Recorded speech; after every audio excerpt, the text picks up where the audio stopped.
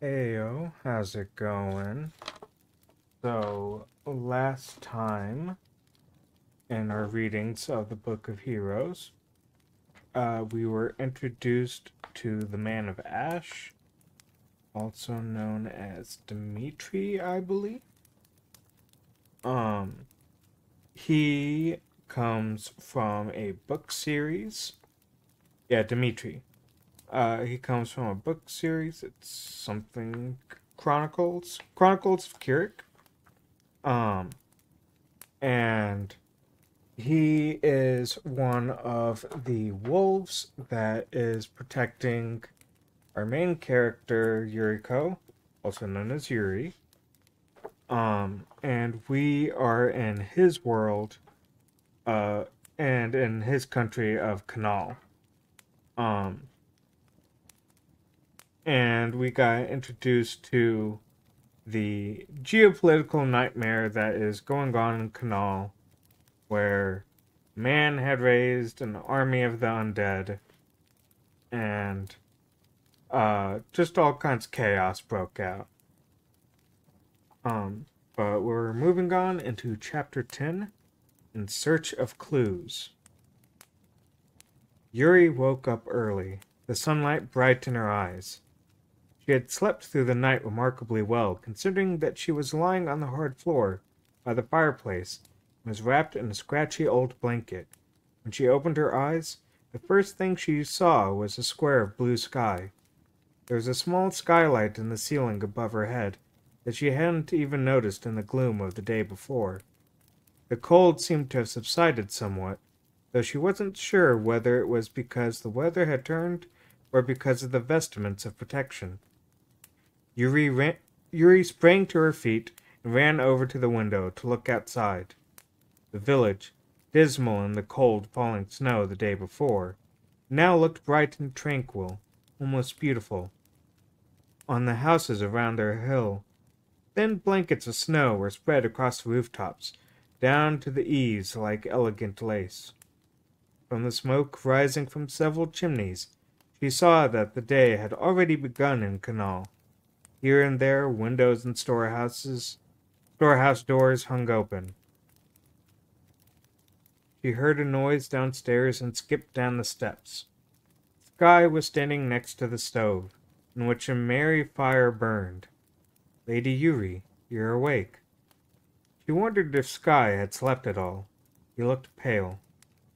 Morning, Yuri, Aji squeaked from atop one of the kitchen shelves, where he sat nibbling on a leaf he held in his tiny fingers. You sleep well? Quite well, actually. The door opened, and Ash came in with a small bundle of firewood under one arm. Ash was fully dressed for the day, but his hair was loose and disheveled. Its halo made him look even taller and skinnier than usual, like a beanpole topped by a scarecrow's wig. You're up early. It's so bright out today, and the sky so pretty. I had no idea. Yuri smiled at the devout. You know, I named Skye here after the blue skies in my region. He seemed to like them so much. But I'm afraid my region's got nothing on the sky in this village. She turned to the devout. Have you been outside? Skye smiled weakly. No, that's all right. It was enough for me to look out the window. It's unusual for the sky to be this clear during the winter. A noteworthy event, Ash said. Thanks to you, no doubt. Yuri lifted an eyebrow. Me? That glyph on your forehead has worked to drive back the evil clinging to this land. Yuri put her palm to her forehead and stared at him. Go down to the river and wash your face. Watch your step. The path is very slippery. At the small river, Yuri noticed that the water was crystal clear. She could see no fish. Maybe it's too clear for them? She caught a glimpse of some of the villagers. A line of men was leaving the village, heading up towards the mountains. Hunters, most likely. They carried bows on their backs and something like rifles across their shoulders. Their thick boots trod heavily on the hard, frozen ground. She saw women, too. They wore long, brightly colored skirts and stoles across their shoulders to keep away the cold. Some used brooms to sweep up around the houses, while others led horses from their stalls to brush their coats, or walked down to the pens to feed the livestock, or carried large buckets of water back to their homes for cooking. She heard animal noises coming from the stalls that sound like the pigs and cows of her world. If they have horses, the other livestock here is probably the same as ours too, she reasoned. Though there was magic and monsters and royalty, and no electricity, the Hatellands seemed to have the same sort of people and animals as Yuri's region. Which means that the weaver who made the Hatellands was familiar with horses and cows and pigs. Maybe they're even from my region. The sound of laughter drifted up from one of the stalls at the bottom of the hill. Two women were standing outside and talking across a hedgerow. Even at a distance, you could see the smiles on their faces. Looks like the weather has everyone in a good mood. For the first time, Yuri actually felt proud of the mark on her forehead. The words of the creature she had met in the library at Hiroki School crossed her mind.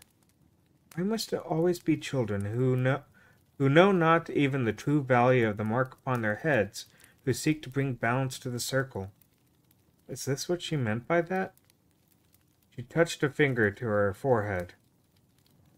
Her mark had been able to damage the envoy of the King in Yellow.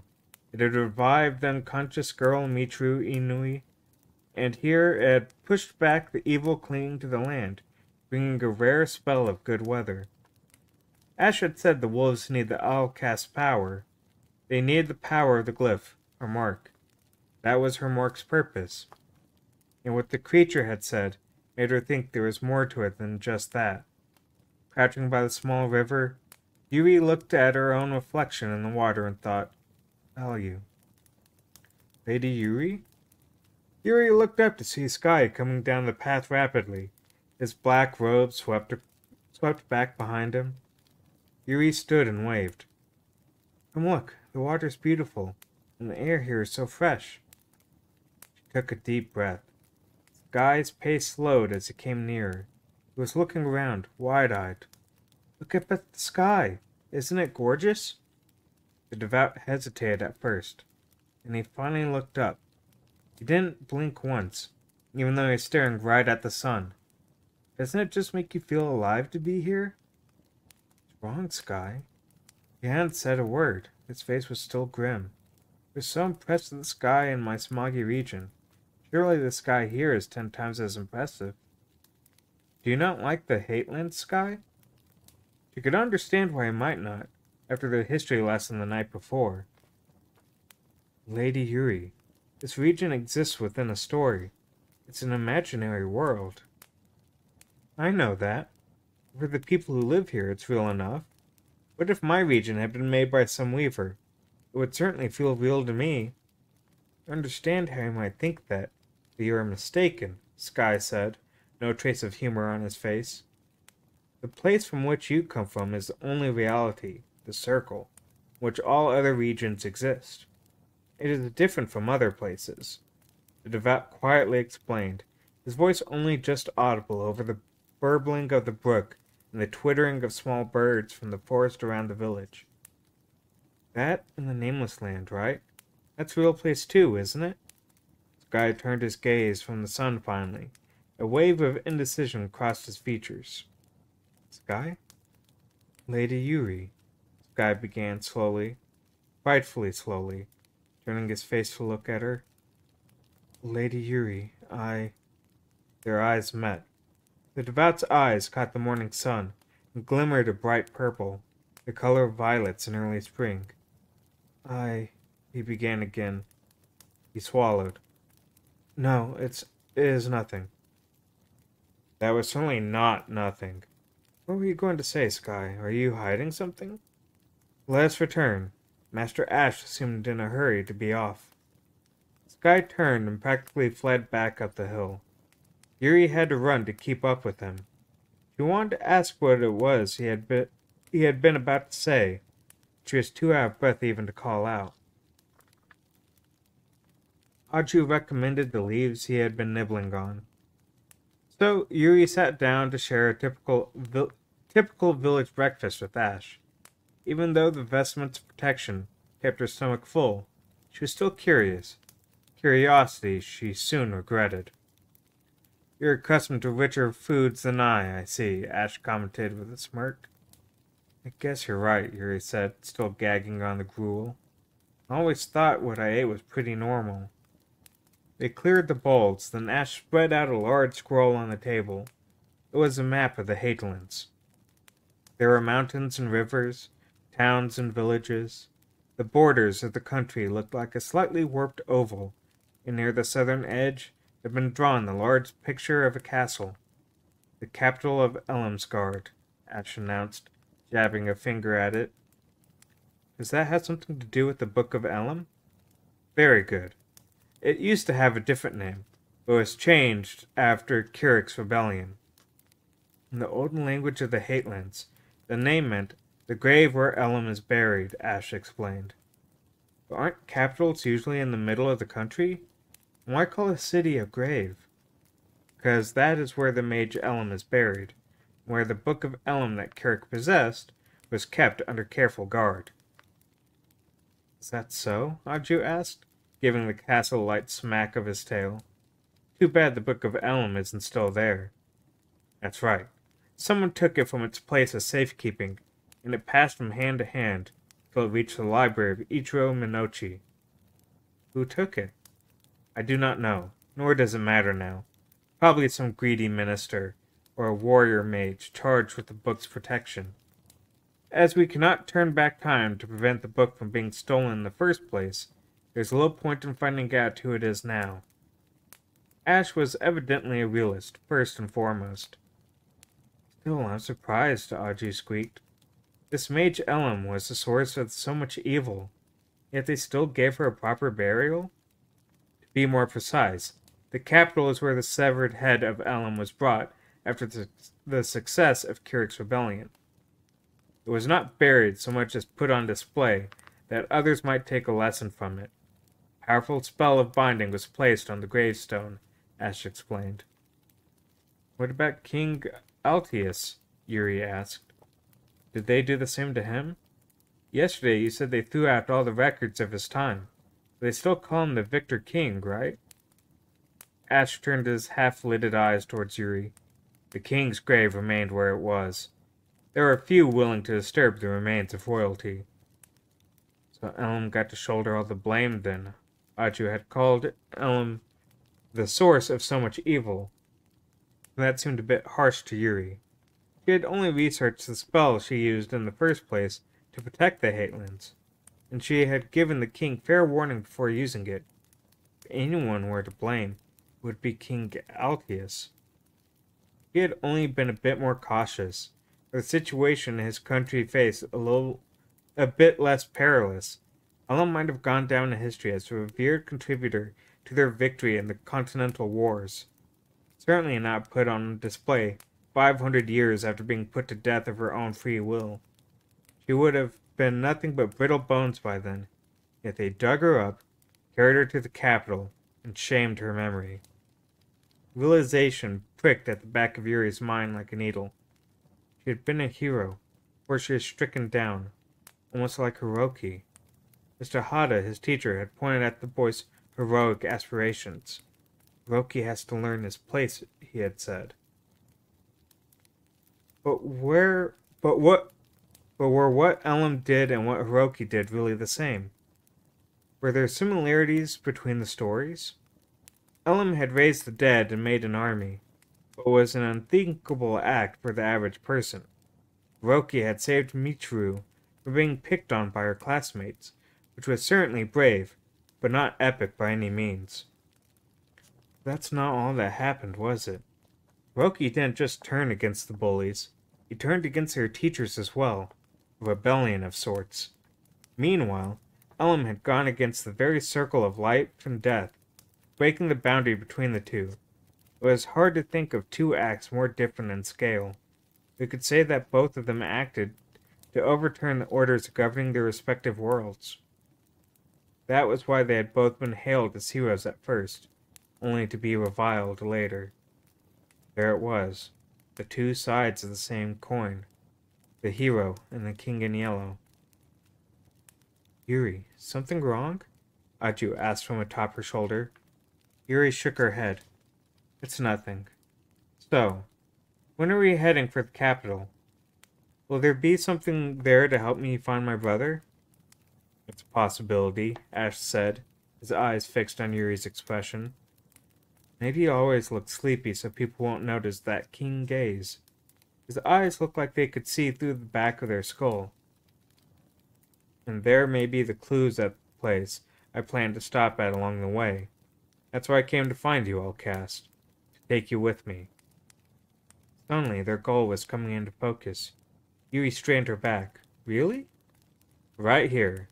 Ash pointed a long finger at a spot on the map. There was a mark like a wall on top of one of the mountains, next to which was written a word in tiny letters that looked more like someone's scribble than a proper caption. Yuri found that she was able to read them. The Katahar Abbey Ruins? Is that what that says? That's right. The state religion of the Hatelands was monotheistic.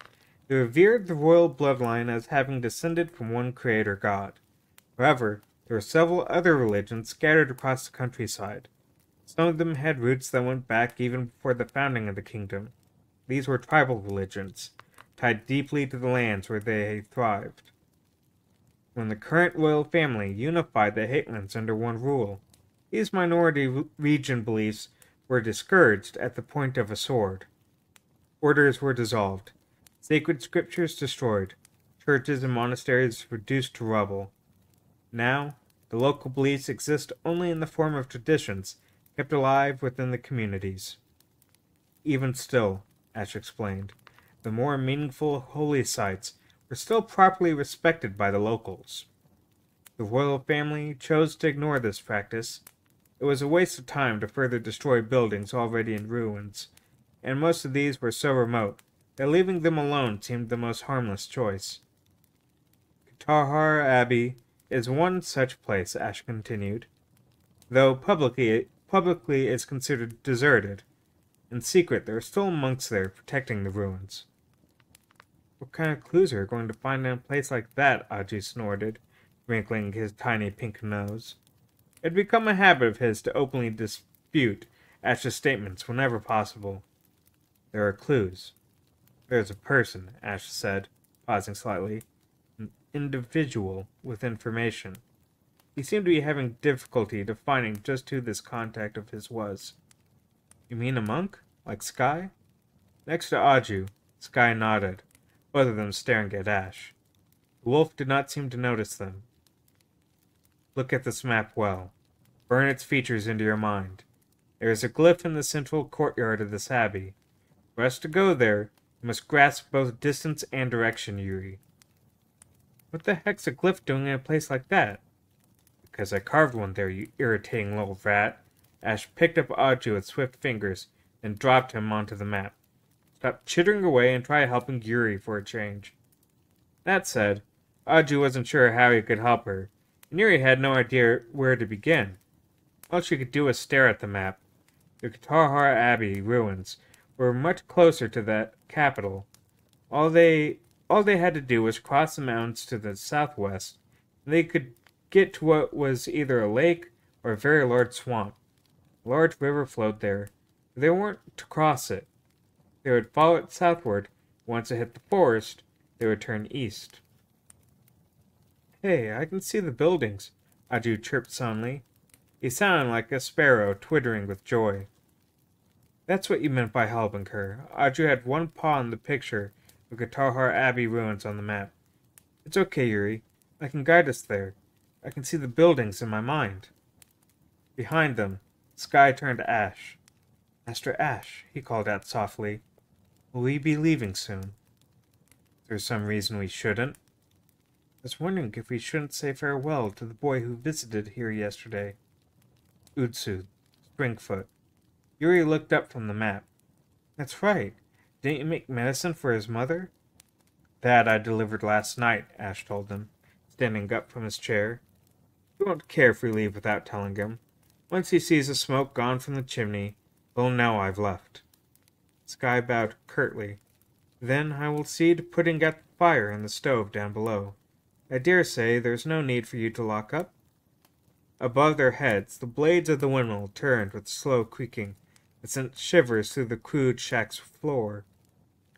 Yuri was thinking about this as she stepped inside the magic circle, but soon she forgot everything as the room went black around them, and the wind whistled in her ears. And Yuri flew up into the sky and away, and they were gone. There's a little break here. I realize I don't have a drink ready or my reading glasses, so please bear with me. Drink? Boom. Let me go get my glasses. I'll be right back.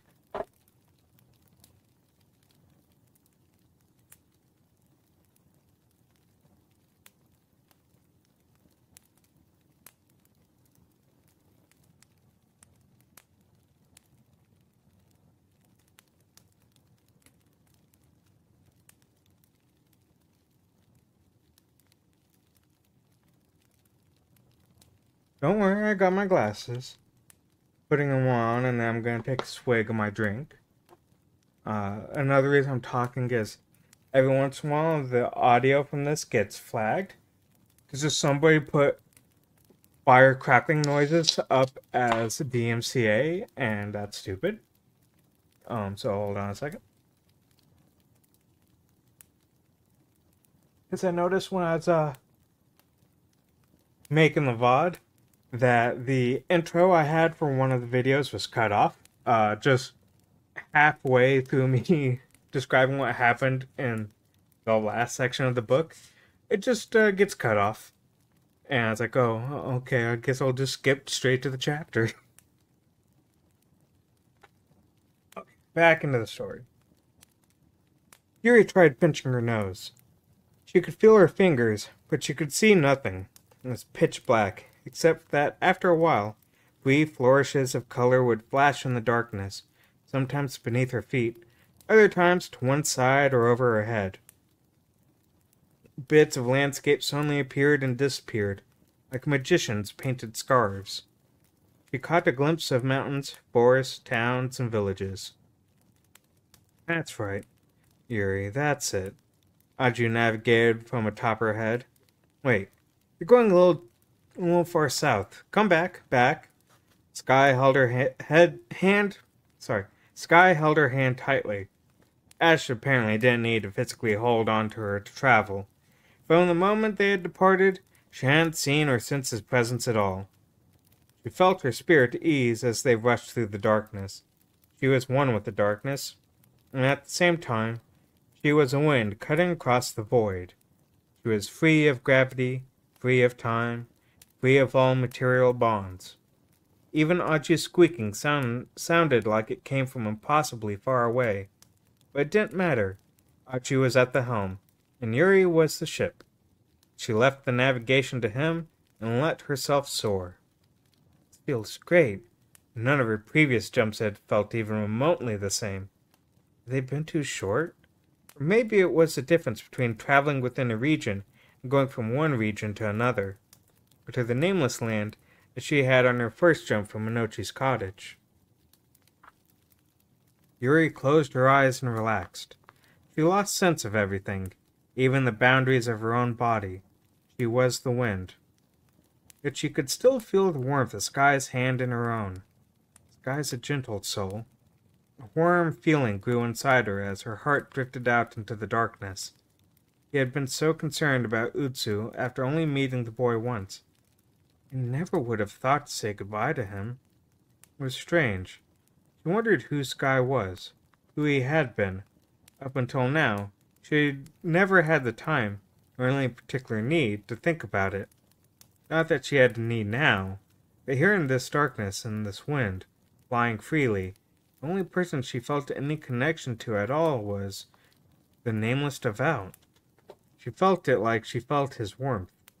At that moment, it was everything to her. Why? Maybe it's this darkness? Maybe it's because the darkness resembles him. Because Sky doesn't exist.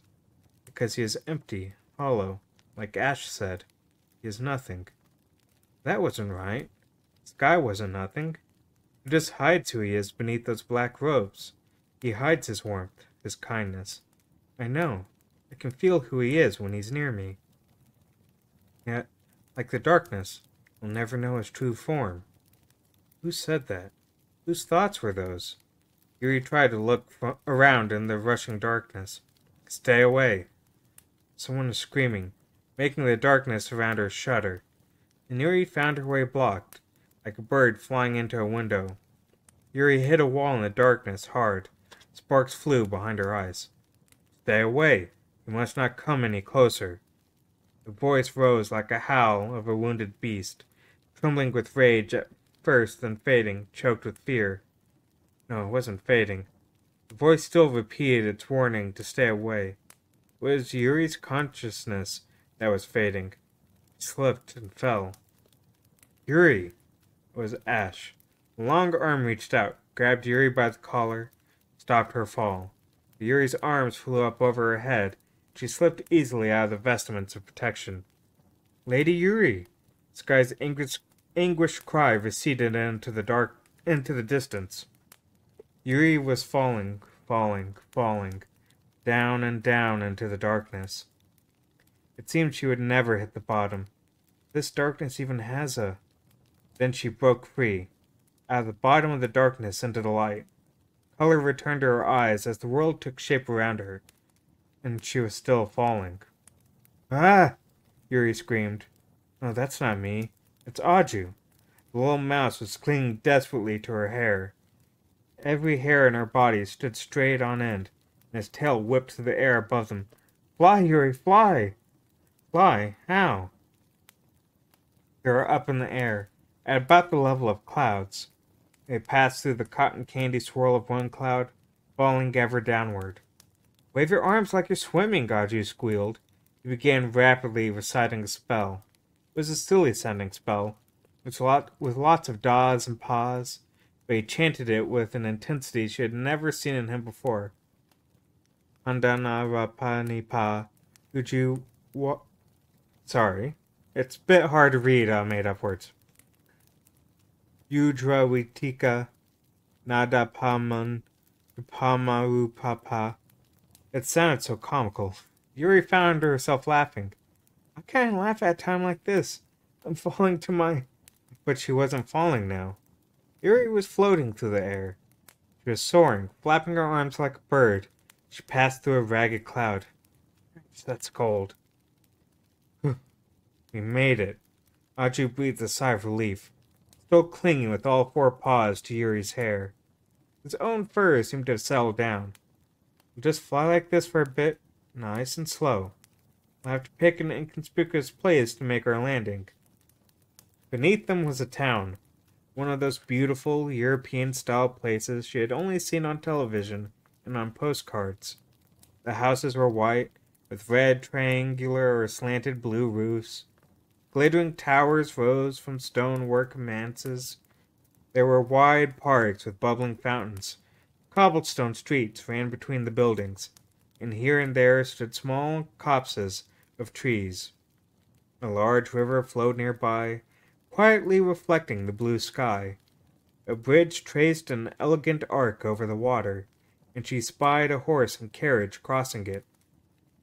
We came out way too soon, Aju was muttering. Look over there.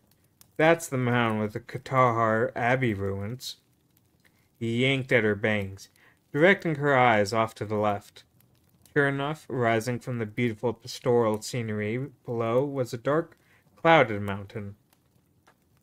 It was not much taller than the foothills surrounding it, but its sides were covered thickly with trees, so thick they seemed to jostle for the sunlight. They looked like pines, with pointed tops and dark foliage, lending the mountain a shadowy, jagged aspect. Here and there, bare cliff faces stood out from the forest, as though some giant beast had taken its claws to the mountainside to leave gaping scars where no trees grew. She spotted a narrow road that wound up the mountain toward the peak. At the end of the road, she thought she saw something like a gray wall. Yuri flailed her arms, trying to get closer, but it seemed her powers of flight were not on par with the birds after all. The more she thrashed, the more altitude they lost. She could make out details in the town below now. Flower boxes outside of windows, in which red and yellow blossoms bloomed. There were people in the streets and shops. Carts carrying goods rattled to and fro, and the sound of music rose up from somewhere. It resembled a church organ, and there were children singing in a chorus. Maybe there's a school nearby? This is a much bigger place than Canal. Richer too, by the looks of it. Yeah, I can smell a confectionery, Aju said, his nose twitching at a sweet scent in the air. What a place. There are flowers everywhere. We have to take care who sees us. Let's land over in the forest, Yuri. With Aju's guidance, Yuri shifted her body just so, avoiding the trees as they landed. She could tell immediately they weren't out in the wilderness. Tiny paths crisscrossed through the trees, and there were guideposts at some of the intersections. Yuri went up to one, but she couldn't read the writing at all. Yuri, Aju hissed. Don't stand out in the open like that. Yuri quickly ducked beneath some shrubs off to the side of the path. Without your vestments of protection, you just look like a Japanese schoolgirl. Yuri heard someone talking beyond a nearby tree. Yuri pressed herself down beneath the bushes. Footsteps approached. It was two women, each carrying a basket, walking slowly along. They wore aprons over long skirts and blouses with puffy sleeves. Their hair was bound on top of their heads and wrapped in white lace. The women smiled as they talked. They look happy, but I can't understand the slightest bit of what they're saying. Without her vestments of protection, she couldn't read or understand the local speech. This is bad, Aju, she whispered to the little mouse, feeling a panic come over her. This is no time for gazing at scenery or taking leisurely walks in the woods. Just calm down and leave it to me. Aju hopped onto the ground by her feet, began to whisper a spell. The words of enchantment sound like the rustling of leaves. Yuri felt a cold wind sweep around her, and when she looked down, she found that she was wearing the same clothes as the two women. Even her hair looked the same. The only differences were that instead of an apron, she wore a vest. Where the women had leather sandals, she wore boots. A small purse hung down over one shoulder. It was cute. I'll give you marks for fashion sense, Aju. Aju grinned triumphantly, pink nose in the air. Not bad, if I dare say so myself. He looked proud, Yuri decided, even though with him on the ground like that, could very well step on him by accident. You fit in now. What about the language? Just talk normally. They'll think you're a foreigner or some such. You can use gestures, show them you were traveling with your parents, but you got separated. Wave your arms around a bit and they'll see you're lost. Yuri frowned. You sure that's going to work? Of course it will. Some kind person will show you the way to Katahar Abbey, no problem. I'm not sure I'd be able to follow directions even if they did tell me. But I'll understand, and I can interpret for you. As long as you look the part, everything will be fine. Yuri nodded, and quickly shook her head. No, Aju, wait. I've got a better idea. Why don't we just fly again? Aju chirped irritably, beating his little paws on the ground. Come on. Have you no idea why we're in this fix to begin with? No? Yuri? I remember we were flying, and then we fell. Because we hit a magical barrier, Yuri. Cancelled out the power of your glyph, and knocked us out of the air. Someone at Katahar Abbey doesn't fancy you dropping in on them. Yuri remembered the voice shouting for her to stay away. You must not come any closer, the voice had said. Maybe it wasn't you, but your glyph they didn't want getting any closer. In any case, won't be able to use magic to get any nearer to Katahar Abbey than we are now. If you don't believe me, just try. We'll be knocked out of the sky as sure as the sun rises in the morning. Yuri decided she would give that one a pass. She didn't fancy slamming into any more invisible walls anytime soon. What about Ash and Sky? Did they fall somewhere too? No idea, Aju squeaked, his face looking as stern as a field mouse's could. We might have been wrong to trust him as much as we have." "You mean Ash?" The mouse nodded, his beady red eyes glowing brightly. "Maybe he's mad. I wonder what he's after." "What he's after? Isn't he a wolf?" "Just because he's a wolf doesn't mean we can trust him, Yuri. He might be working for the enemy. He could be a spy." "Spy?" Yuri hadn't even thought of that. She almost laughed, and stopped herself. Audrey was dead serious. "But I think Ash tried to save me when we hit that barrier. Didn't you notice, Audrey?" Audrey frowned, and it wasn't hard for her to read his expression. He had noticed it. Besides, if he was planning something, why mention Katahar Abbey to us at all? I'm sure he's right. There's a clue there that'll help me find my brother." "How do you know? Could have been lying." "Well, obviously someone or something wants us to stay away. We know that for a fact. Whoever had erected that barrier had their reasons for doing so. Finding out who that was could be the key. Or they were holding the key, at the very least. Anyway, wherever those two landed, I'm sure they'll be heading for the Abbey ruins just like us. Let's go. I'll play the lost child as you suggested, Aju." Yuri sprang lightly to her feet, inspected her new garments, and stepped out onto the path, a smile on her face. "Yuri!" Aju squeaked. He was still on the ground, stretching to stand as tall as he could. It might have been Hiroki who stopped you back there." The smile vanished from Yuri's lips. She felt it go. "What do you mean by that?" "I'm not sure. It's just a guess. But it occurred to me that Hiroki might not want you to find him. Who knows what had happened to Yuri's brother after he became the last vessel? He might not even be human by now." The thought crept up on her once again, sending shivers down her spine. "Of course, I'll still help you try to find him if you want to." Yuri wasn't sure whether to thank him or get angry. Either way, she ended up with an expression on her face not unlike that of a young girl frightened at losing her parents in a strange land, saving her the effort of trying to act the part. Mouse on her shoulder, she walked alone, the purse over her shoulder her only luggage. The two women were long gone by now. She walked toward the town, looking around cluelessly like the lost child she was. Thankfully, it seemed that the people of this town were not without heart. She had only just left the forest when someone called out to her. When they found out she couldn't understand them, they became even kinder, and more people gathered. Before half an hour had passed, Yuri was sitting inside a greengrocer's, drinking sweet tea. Large wooden crates lined the shop, each filled with fresh vegetables and fruit. Price tags hung on the front of each crate.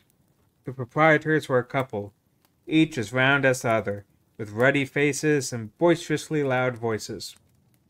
"They seem like good people," Audrey whispered from Yuri's shoulder. He had relaxed considerably since the time of their landing.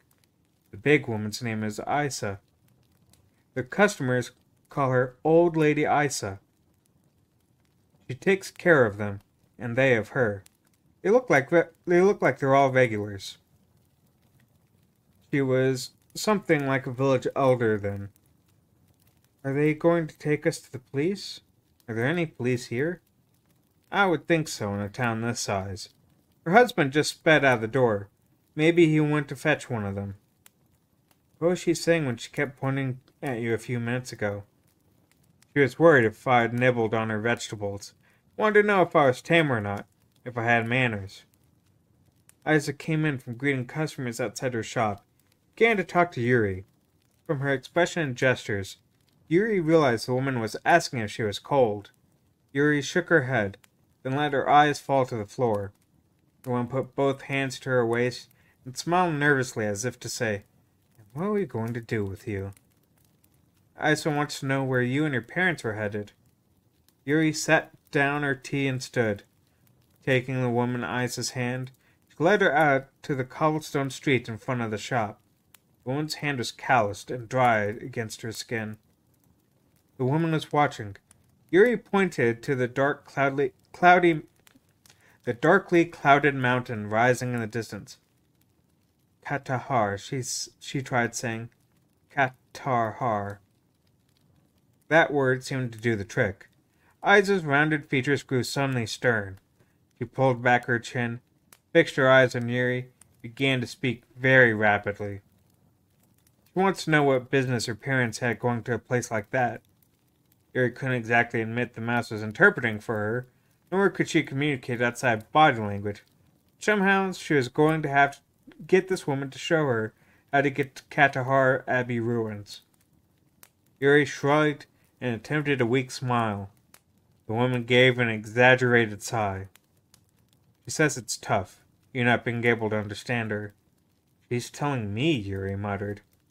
Clasping her hands in front of her, Yuri made a motion like she was begging the woman. She pointed toward the mountain again. Then she repeated her gestures. Please understand. I have to go to Katahar Abbey. Isa put a hand on her forehead. Your father and mother have gone the wrong way. What does she mean by that? You cannot go up that mountain from this village. There's a mage hedge blocking the path, and besides, it is forbidden. Yuri opened her eyes wide, still pretending not to understand, and the old woman tried crossing her arms out in front of her face, as if to communicate to her that the way was barred. A customer arrived, and the woman stopped to help her, motioning for Yuri to wait where she was. What do you think she means by a mage hedge? I think she's talking about something like that barrier we ran into. There's a wall of magic around this town. I can smell it. But we got in. It's not a wall to keep out people, Yuri. It keeps out, well, other things. Yuri recalled the story Ash had told her about the risen soldiers who turned into horrible creatures and the strange and fatal powers their poisoned victims developed. Maybe that has something to do with why this place seems so rich compared to Kanal. Towns this pretty were rare even in Yuri's world. Felt like a theme park. Well, I think your sampling isn't so great. Ash's village is probably one of the poorest around, Audrey squeaked quietly. Might be because of the graveyard. I wouldn't be surprised if towns with graves like that were kept apart from those without. That didn't seem very fair. The woman returned from speaking with her customer. The two had been glancing in Yuri's direction the whole while and spoke. She said that the town guard would be coming soon to take it to the local garrison. The woman looked up toward the clouded mountain, but she didn't point, almost as though she were afraid that the mountain might see. He says if you talk with the guard, it might let you approach the abbey. She hopes her parents got there ahead of you, okay? The woman motioned for her to have a seat, but Yuri simply lowered her head and remained standing in front of the shop. She wanted to watch the people go by, living their peaceful lives, protected by the mage hedge around the village. From all she had heard from Ash, the Hatelands did not sound like a particularly beautiful or peaceful place. But clearly, there was a room for beauty and happiness here, if only in selected locales. Places where the relics of the Hatelands' troubled past were there to remind people of what had gone before. It's all the same, you know, Achi whispered. There are bad places in the region where you live, Yuri. You might have been lucky and never seen war or starvation, but it's there all right. You're right, I know, Yuri whispered back. They were interrupted by the sounds of rushing feet and loud voices. A large number of people were running right toward them. From the street to the right, there was shouting. Yuri couldn't understand a word, but it was clear from the tone of the voices that something had gone terribly wrong. Achu pricked up his ears and stood up on his hind legs on top of Yuri's head. Then came the sound of several explosions, one quickly after the other like gunshots. The scream rang through the streets. Now more people were shouting. Isa came dashing out of the back of the shop. A young woman came around the corner and ran to Isa as soon as she saw her. Her face was pale and streaked with tears. She was wailing, pointing back in the direction from which she had come. She said one of the town guardsmen was trying to apprehend a bandit. The guard's carriage had been crossing the street, Audrey explained, when a soldier spotted a man threatening someone with a knife, tried to apprehend him. That's probably the guardsman coming to meet me, Yuri shouted. Let's go, Aju. She took off. Behind her, Isa was shouting something, no doubt trying to get her to stop. Go and do what, Yuri? I don't know, I'll think of something. As Yuri dashed down the cobbled street, she heard more screaming and more gunfire. Everyone on the street was running toward her. Only Yuri went against the tide. A well-dressed gentleman reached out as he passed, grabbing for her arm. Don't go, you'll be in danger. She didn't have to go far, though through an intersection right at the next corner, before she reached the scene of the commotion. A circle of people stood in the road in front of her. Spectators, come to see what's going on. It seemed people's reactions to crime were the same in every region. Some distance beyond, the crowd stood, a uniformed town guardsman with his pistol drawn. He was crouched low, taking aim as he carefully crept across the cobblestones. His horse and carriage sat off to the side of the street, half up on what passed for the sidewalk. A flag, the same color as the crest on the guardsman's shoulder, fluttered over the carriage. Another man stood further down the street, in the direction the guardsman's gun was pointing. He wore a white shirt, open in front, and pants that only went down to the tops of his knees. He was barefoot, his hair cropped close to his head. He looked remarkably pale and very skinny. His right arm hung loosely down by his side. In his hand, he held a sword the length of Yuri's arm. She wondered what he had intended to use it for. The blade had two edges, came to a fine point at the end. Blood was splattered on the man's face and body. There was a particularly large stain on one of his knees. His blood, maybe? He walked with a lurching tilt, dragging the leg as though it were injured. The man glared at the guardsman. The guardsman glared back at him, like two beasts circling. Yuri, Audrey squeaked in a sharp voice. I know what's going on. He's been possessed by an unattached. An unattached what? No, Yuri. An unattached. The stories I was telling you about that just sort of drifted through the circle without ever getting written down in a book. See that stuff like thin smoke in the air around his head? She looked, and indeed she could see something like a pink wisp of smoke, coiled like a serpent around the man's head. That's an unattached story? You bet. It got him good. The thing has a hold on his heart for sure. Suddenly the man let out a war cry, and lowering his blade, he charged towards the guardsman. The guardsman fired. A bullet grazed the man's left shoulder. The blood sprayed into the air. There was a stench of gunpowder. Howling, the man went down to one knee. As one, the spectators took a step back. Throw down your weapon, the guardsman shouted. Those unattached stories can just possess people? Yeah, they don't have forms themselves, so they yearn for any they can get their hands on. The guardsman stood, made to walk over to the possessed man, just as he began to howl where he lay on the cobblestones. Sitting up, he began feeling the sword about. His eyes shone as bright as the steel of his blade, a warping, jagged light that reflected this way and that. Whoa, Aju whispered. I think it's devoured that poor fellow's mind. Shoot him! Shoot him! One of the spectators shouted. The wounded man howled in the direction of the voice. Wait, it's a story that's possessing him. Can I do something? Can't I use my mark? Aju hesitated and said, Well, you can. Are you sure you want to? Can't just do nothing. He's going to die. Yuri burst through the ring of onlookers, almost tripping in her hurry to reach the man before it was too late. The guardsman whipped around to see who was approaching. When she saw Yuri, his eyes almost popped out of his head with surprise. Yuri stood up straight, pressing one hand to her forehead. Here, look here, she shouted, knowing that the guardsmen, the spectators, and the man with the sword probably couldn't understand a word she said. They'll just have to communicate by sheer willpower. The man looked up at her. His glimmering eyes met hers. The guardsman sprinted towards Yuri, but she held up her other hand, stopping him. It's all right. Stay back. The guardsman blinked. uncertain of what was going on.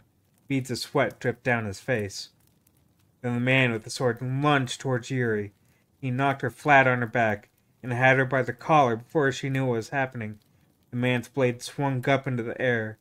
Instinctively, Yuri took her hand from her forehead and placed it on the man's face. She could feel the bony ridge of the nose beneath her palm, the hollow curve of his cheek. "Leave this man at once, traveler without a home. You do not belong here," she shouted. The man froze, the point of his sword pointing straight up towards the sky. "Be still, traveler," she repeated, gripping the man's forehead tightly. She could hear words in her head. "They're coming for the glyph." It was telling her the words of the spell she needed to recite.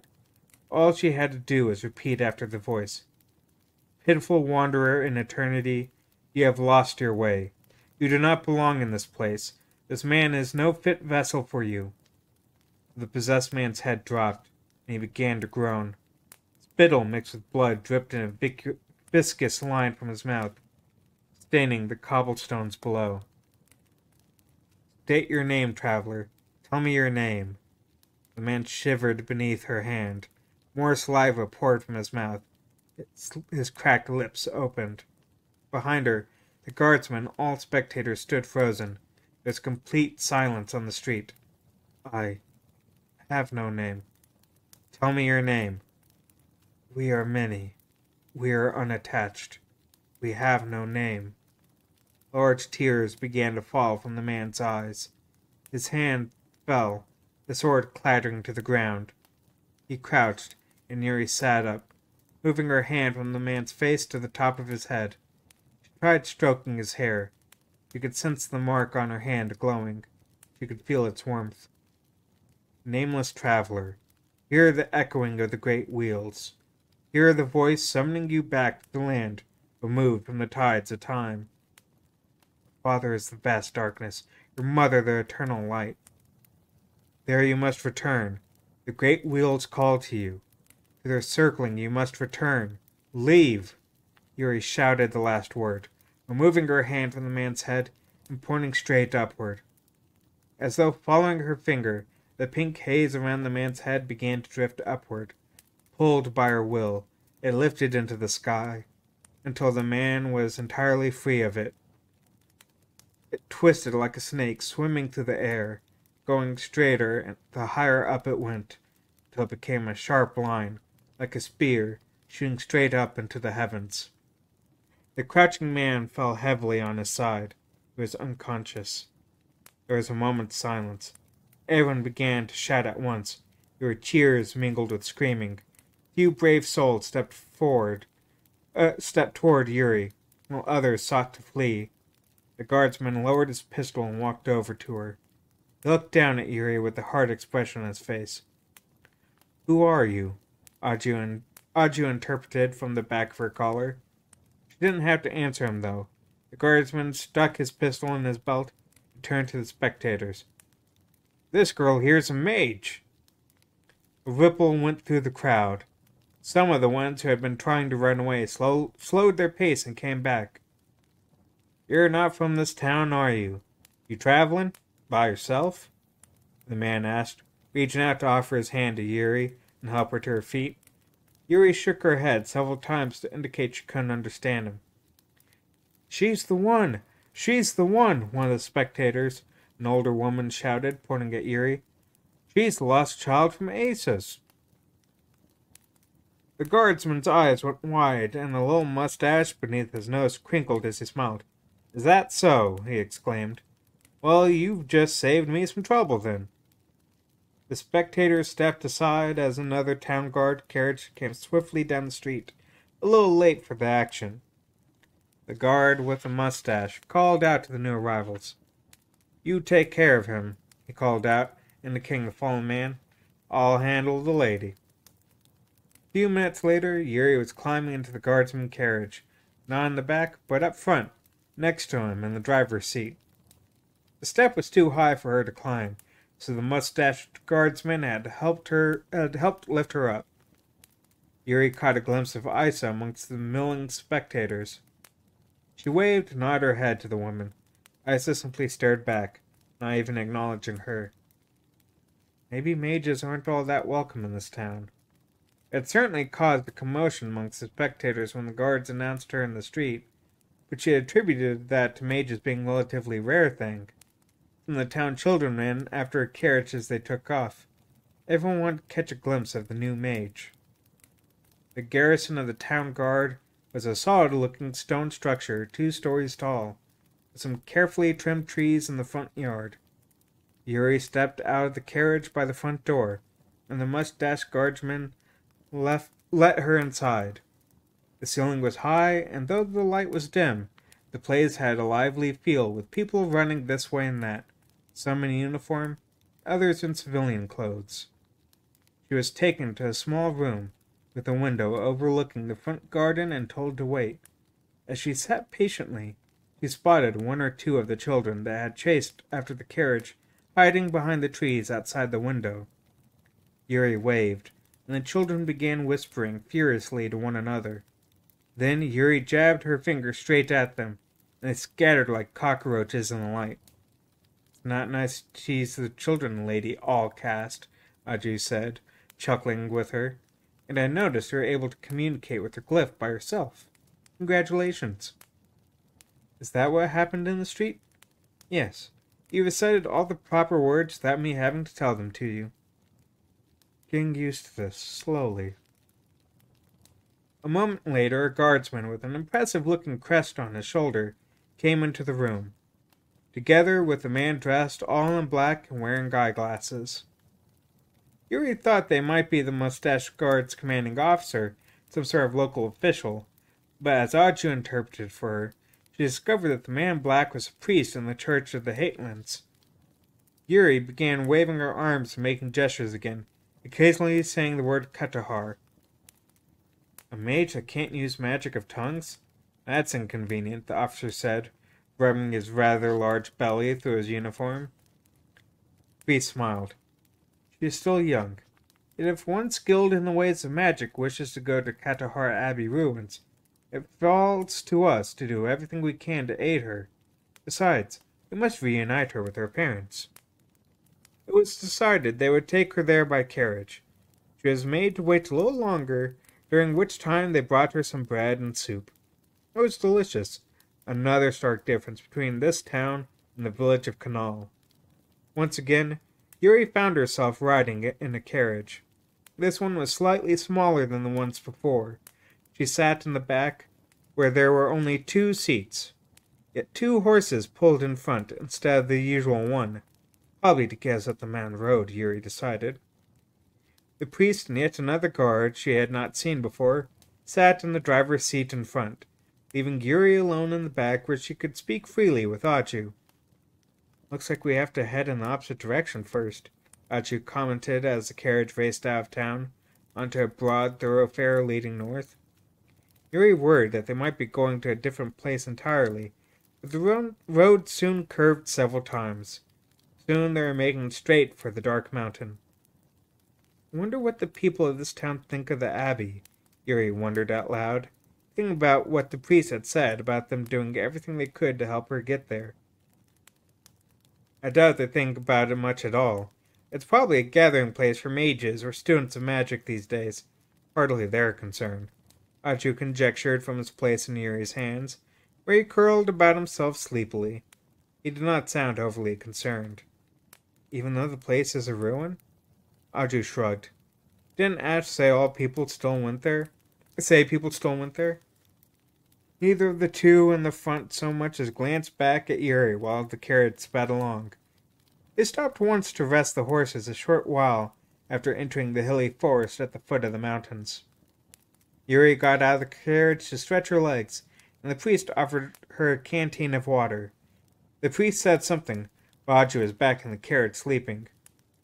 Yuri said she was sorry and looked as apologetic as she could, and the priest put one hand to his chest and drew the shape of a cross on his forehead with the other.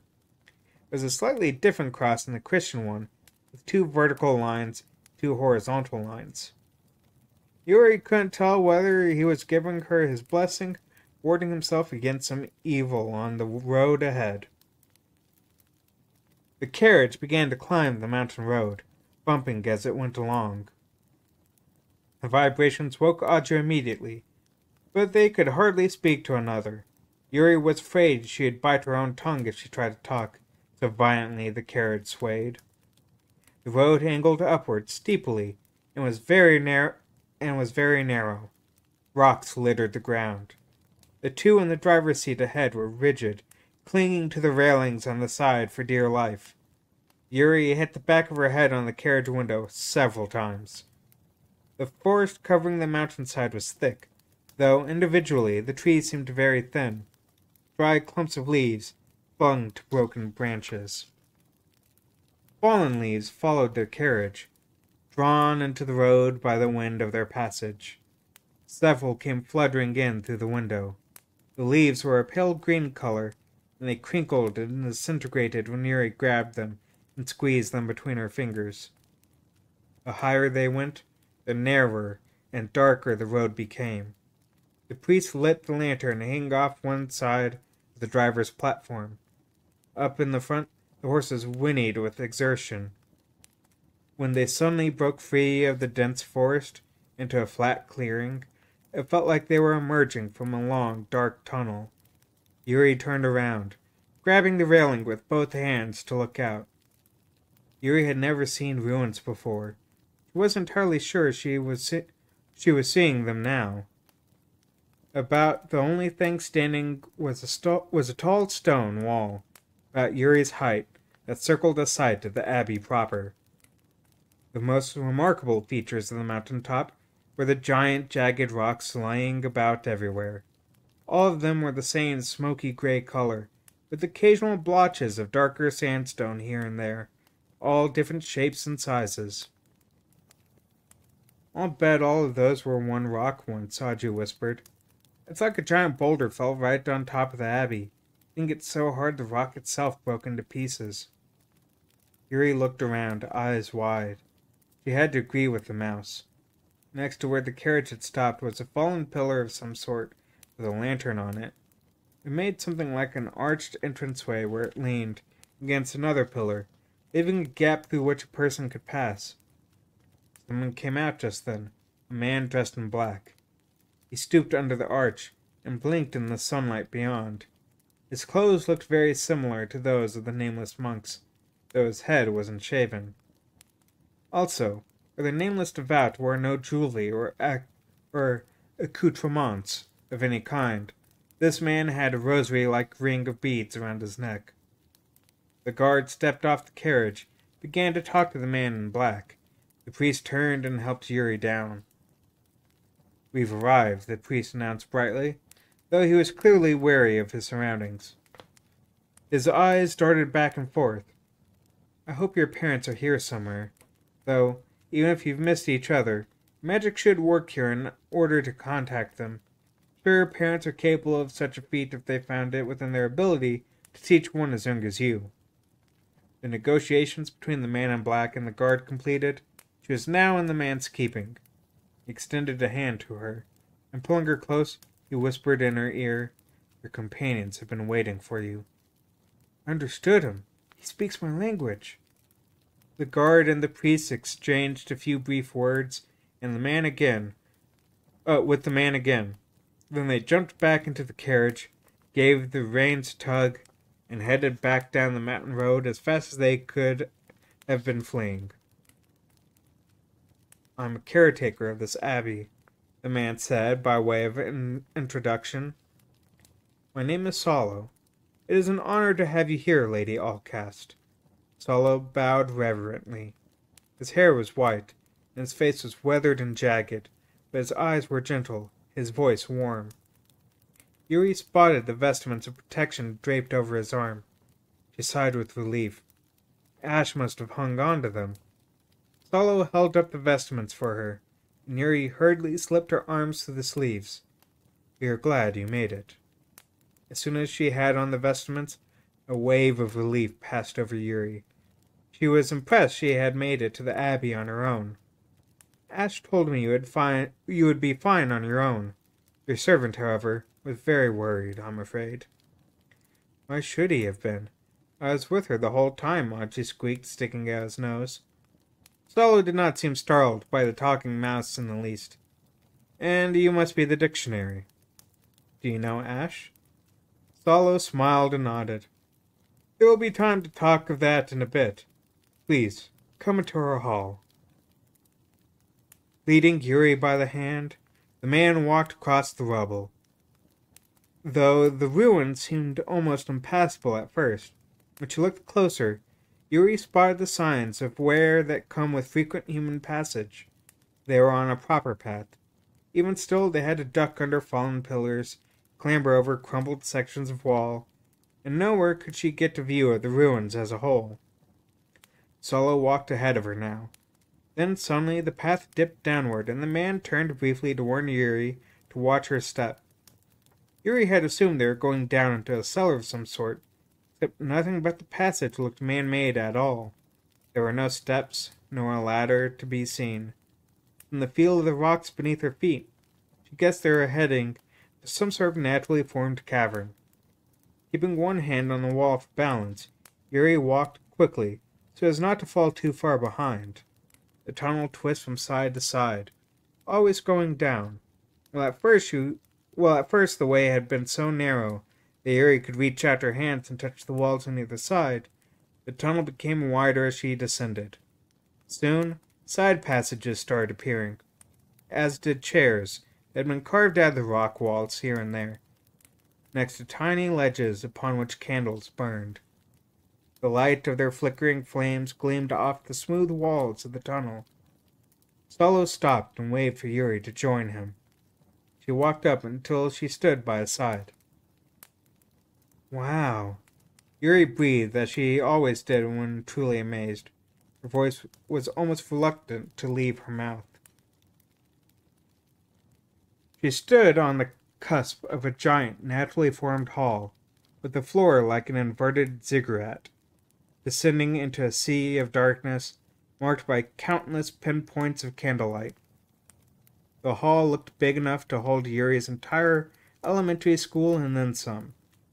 The path they were on went around it in a descending spiral, so deep Yuri couldn't see the bottom from where she stood. Bridges wide enough for a man to pass crossed the hall in both directions. Short-cut slinking side passages that opened in the cavern walls.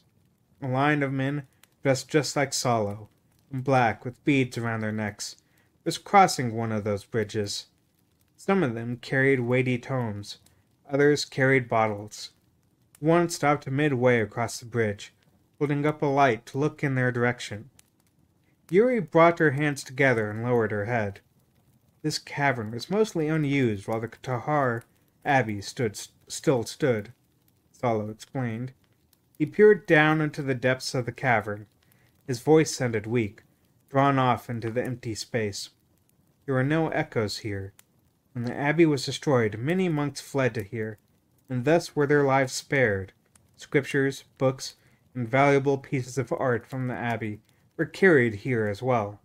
More than half were saved from destruction, confiscation, and theft in this way. It had all been 30 years ago. That had all been 30 years ago, Solo explained. The Church of the Hatelands has cracked down on sects such as ours several times throughout history. Yet Katahar Abbey's remote location meant it was spared for a longer time than most. The round of cleansing where it finally met destruction was a particularly vigorous one for the church. I noticed burn marks among the rubble, Achi whispered from atop Yuri's head. Was there a fire? Solo nodded. The head abbot was taken and executed together with the more prominent monks from the abbey. In exchange, the many other monks who had been left with no place to go were allowed to dwell here in the abbey ruins. That agreement was the result of a secret contract forged between the church inquisitors and our order. Of course, our order still had to pay the church heavily for the right to live on their old property. Does the church still suppress religions like yours? Yuri asked. No.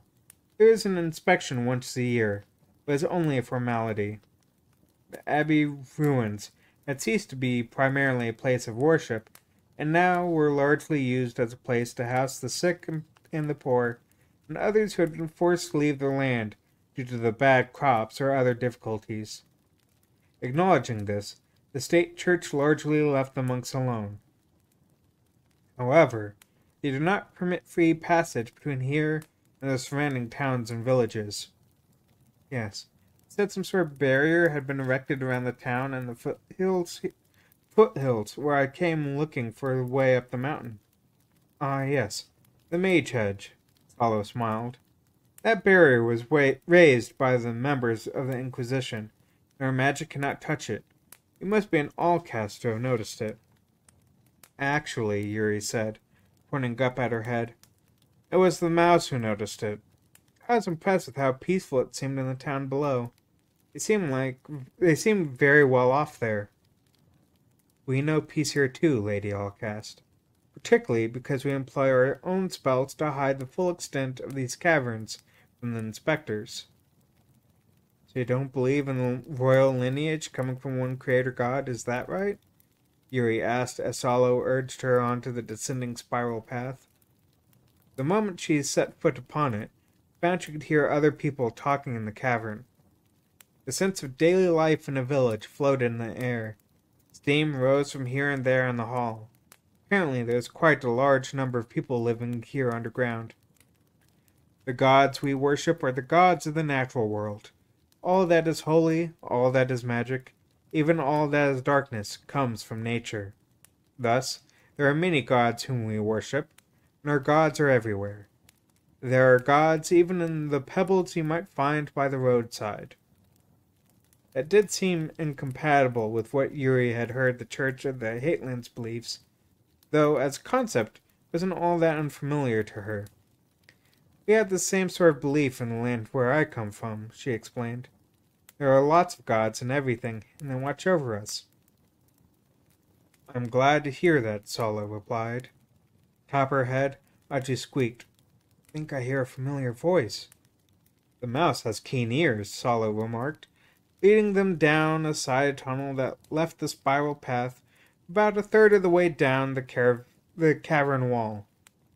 This new path was as wide as the one they left, and it divided again, and they took the branch leading toward a collection of small domed buildings within another cavern ahead. There were no doors at the opening where the tunnel widened into a large space beyond, and Yuri could see faces looking at them. Women, small children mostly. She saw crude furniture and other signs of daily life.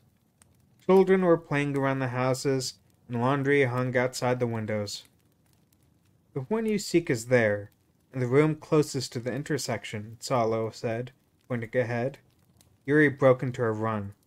Surprised, people stuck their heads out of the little stone windows of the cells to watch her speed by. Ash! Sky! Yuri left the tunnel, emerging in a space much larger than she had anticipated. She ran into the house so fast she barely had room to stop herself before hitting a large wooden table. Ash was sitting at the table across from a man in black robes. The wolf was leaning on one elbow, talking. When Yuri entered, he only lifted his eyes. This tomboy here is Lady Allcast who accompanies me, he finished saying. The man in black across from Ash looked in her direction. Yuri's mouth hung open. He was incredibly handsome. He smiled, stood from his chair, and bowed. I welcome you, Allcast. That is the end of chapter 10.